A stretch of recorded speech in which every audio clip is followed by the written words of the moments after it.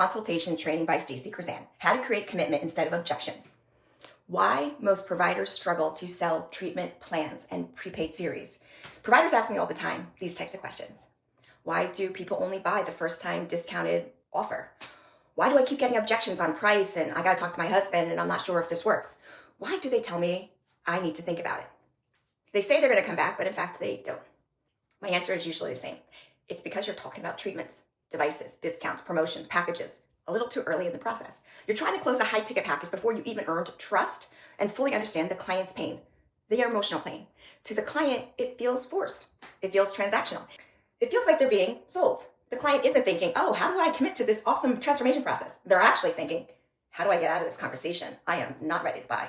Look, we in the industry know meaningful results with non-invasive contouring like T-shape, M-sculpts, M-face, any of the non-invasive or transformative aesthetic outcomes, they don't come from a one and done. It requires commitment, consistency, belief in the process, lifestyle changes, eating, exercise improvement, recurring appointments, yes, treatments in a series, and time. Results are created by following this process over 6 to 12 weeks usually. Not one treatment, not one appointment, and not one impulse decision for a one and done for your paid social offer. When you, the provider, skip the discovery and rush to the prepaid package, the conversation, of course, goes to price. And when that conversation comes about price, they're going to hesitate. They're going to comparison shop. They're going to ask for discounts. They're going to ask for all the ways they can get out of it. They're going to need to think about it. They might even need to talk to their spouse. They come up with all these reasons that you feel like you need to overcome. Overcoming instead of removing the barriers to moving forward. Let's prevent all of those objections. Trust. Trust prevents objections. Understanding prevents objections. Alignment prevents objections. The consultation is not about selling a package. The consultation is about helping the client understand the gap from where they are and where they want to be, where they are painfully and where they'd like to be out of pain. Then you present a process that bridges that gap, solves their emotional pain. When they recognize, acknowledge their own problem, they believe in the process, and that trust, that's the guide to the commitment, and it becomes so much easier. Discovery is the most important part of the consultation. Most providers, they think it's just about getting information, a Q&A, frequently asked questions, just like a battery of like, what is it you want, what area, how many treatments, and just moving right through. But you need to understand that the physical concerns they address are just the beginning. They need to understand what the emotional impact of that physical problem is. People don't buy treatments to improve a physical appearance. They buy belief that changing the physical appearance will make them feel better and out of pain. They buy certainty, they buy hope, they buy a future version of themselves. Your job is not to understand the body first. Your job is to understand the person first, what they're struggling with and what good looks, feels like, and how their life will be when they're feeling out of that emotional pain. This is the hardest part, active listening. Many providers ask the question, immediately answer, and they feel like they're moving this along quickly. They start educating. That is a mistake. The moment you start educating, you stopped listening and you stopped discovering. Your goal is not to get their answers. Your goal is to get a deeper understanding, deeper emotional answers for them to bring that to you. Ask the question, then stop talking.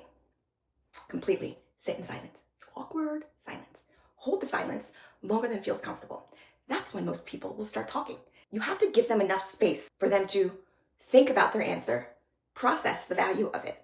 Because the first answer is going to be a physical one. I want to look better. I don't want to be in this emotional pain of carrying around this dead weight or wrinkles and loose skin. What does that mean? Well, I lose confidence. I'm feeling stressed. I'm feeling upset with myself. Trust is not built when you talk. Trust is built when the client talks. The client feels understood when they hear their own words reflected back to them. Yes, that's you. The provider, repeat their words in their own words. Not your words, their words. Whatever they said, repeat it. That's how you validate that their words are important, that you heard them, and wait. They will clarify, I promise. Let them expand on what they said and what they heard. Let them hear themselves. The client is literally talking themselves into clarity and your solutions. They're beginning to process their own emotions. They are identifying their own pain. And because they arrived to this themselves, they believe it. Most providers interrupt this process because the silence feels uncomfortable. The silence is actually where trust is being built. Hold the silence longer. The next thing they say and share is usually really important than the first thing they shared. Your job is not to help them understand. Your job is to help them understand themselves. So remember, ask the question. Stop talking. Sit longer in silence. Repeat what they said in their own words. Ask for clarification and sit again. Rinse and repeat, rinse and repeat. Keep digging. Do not educate. Do not pitch. Do not explain treatments. Do not talk about packages. Do not solve the problem too early. Stay in discovery longer than feels comfortable. The person talking is processing. They're listening and learning to themselves. The discovery questions that you can ask are examples like this. Tell me what brought you in today. What are you hoping to improve? How long has this bothered you? What have you tried before? Why has that not worked? What's frustrating about how you feel? Why is now important to get this resolved? What would success look like? What would success feel like? What happens if nothing changes? How does this issue affect your confidence? How does this affect your daily life? What are you doing to compensate for this? Don't ask them in a battery like I did. Ask one or two, then sit. Repeat it back. Stop talking. Diagnosis. Before discussing treatments, you need to identify their physical problem, their emotional pain associated with that, their desired physical outcome, their desired emotional outcome of improving the physical situation. Not price, not package, not discounts, promotions. No. Stay focused on understanding them. The better the diagnosis, the more emotional, the easier the commitment. Education only happens after the discovery, after the emotional pain is uncovered. That's when you start. Only after you build trust. So things that you can do to explain is why the problem exists, why other things have not worked, what's required to improve it. Look, once they're in your consultation chair, they've already made the decision. It's up to you to get them to recognize that and choose you and your experience and your service. They don't do that by you telling them. They do that by them sharing. And then you just the process. What I'm hearing is you've been challenged with X. You've been dealing with it for this long. You've tried other things, and the frustrating part is nothing seems to work. What you really want is to feel better in your own skin. Drop in whatever they said. Use their own words. Pause and allow them to confirm. They will agree because it's their words, not yours. And then you present the solution. Your challenge of getting out of your physical pain that's causing you to feel emotional pain, we want to get you to this physical outcome so you can feel emotionally successful. Pause. Let them agree.